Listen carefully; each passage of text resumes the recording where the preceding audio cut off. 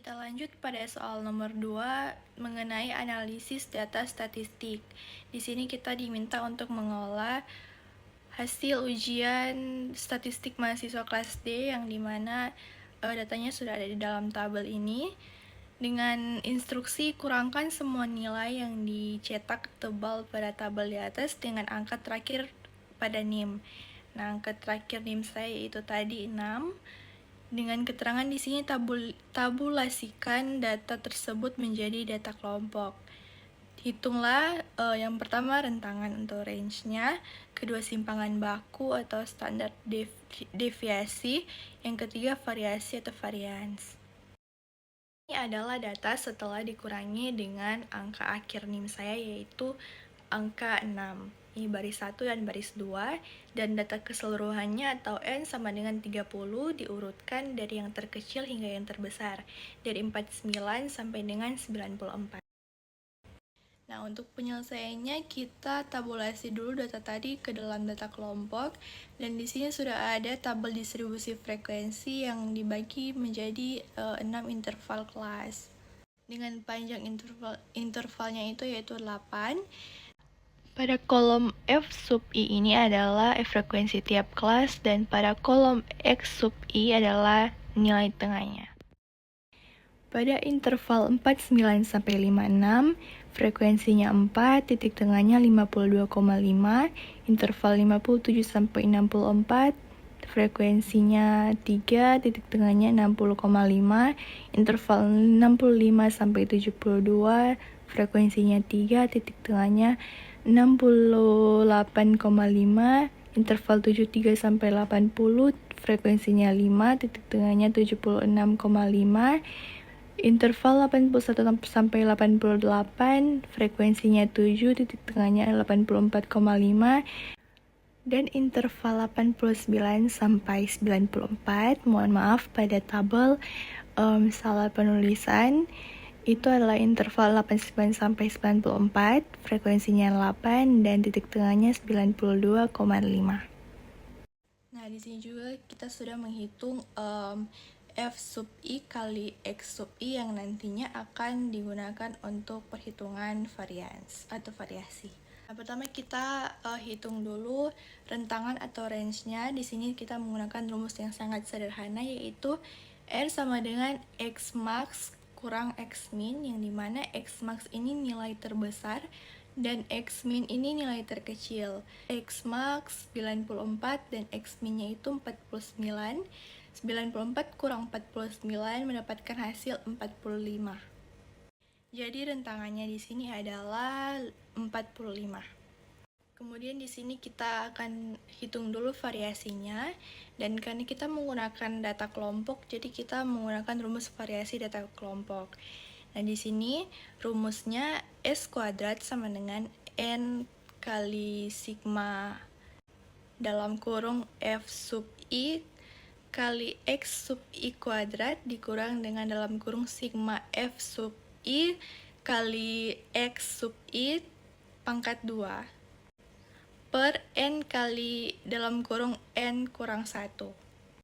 Dan di sini nilai N-nya itu yaitu 30 karena datanya berjumlah 30, pasangan datanya berjumlah 30. Jadi kita masukkan angkanya ke dalam rumus yaitu S kuadrat sama dengan 30 dikali dalam kurung 183.775.5 dikurang dalam kurung 2311 dipangkat 2 per 30 kali 29. 29 didapat dari N kurang 1 yaitu 30 kurang 1. Jadi S kuadrat sama dengan 5.513.265 dikurang dengan 5.340.721 per 870 sama dengan 172.544 per 870 mendapatkan hasil akhir 198.33.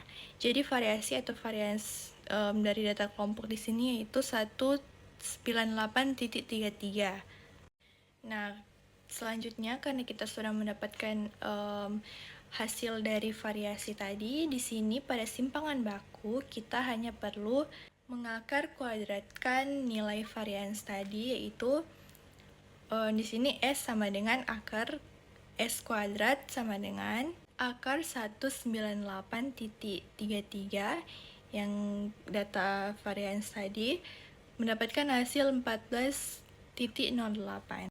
Artinya penyimpangan data terhadap nilai rata-ratanya yaitu sebesar 14,08.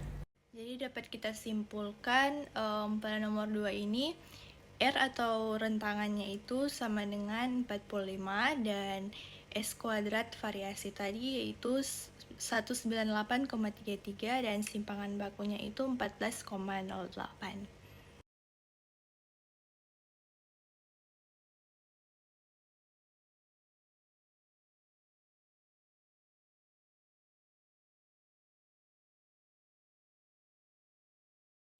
Kita lanjut pada soal nomor 3. A. Apa yang dimaksud dengan min, median, dan modus? B. Metode C kuadrat digunakan untuk apa? Dan C. Gambarkan dan jelaskan hubungan dua variabel yang satu berkolerasi sempurna, kedua berkolerasi kuat, ketiga tidak berkolerasi. Jawaban nomor 3A. Min adalah nilai rata-rata dari data yang ada, dan median adalah nilai tengah dari gugusan data yang telah diurutkan mulai dari data terkecil sampai data terbesar atau sebaliknya. Sedangkan modus adalah nilai yang paling sering muncul dalam data, dan modus itu biasa disingkat dengan MO. Nomor 3B, metode C kuadrat digunakan untuk mengadakan pendekatan atau estimasi dari beberapa faktor menggunakan data normal atau diskrit yang diperoleh dari hasil hitungan, atau dengan kata lain C kuadrat digunakan untuk mengevaluasi frekuensi hasil observasi dengan frekuensi yang diharapkan. Apakah ada hubungan atau perbedaan antara keduanya? Nah, kemudian nomor 3C, yang pertama ini ada gambar korelasi sempurna. Nah, kunci dari berkolerasi sempurna ini yaitu semua titik data berada tepat di atas garis lurus tanpa ada penyimpangan sama sekali. Semua titik pada gambar di situ membentuk garis lurus yang naik ke kanan. Dan yang kedua itu kolerasi kuat, yang dimana titik-titik data berkumpul sangat dekat atau rapat dengan garis trend atau garis linear. Dan pada gambar ini, semakin rapat titik-titik tersebut, maka semakin kuat juga kolerasinya.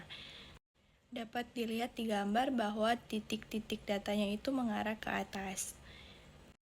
Dan selanjutnya itu ada gambar tidak berkolerasi, di mana titik-titik data menyebar secara acak dan luas seperti awan.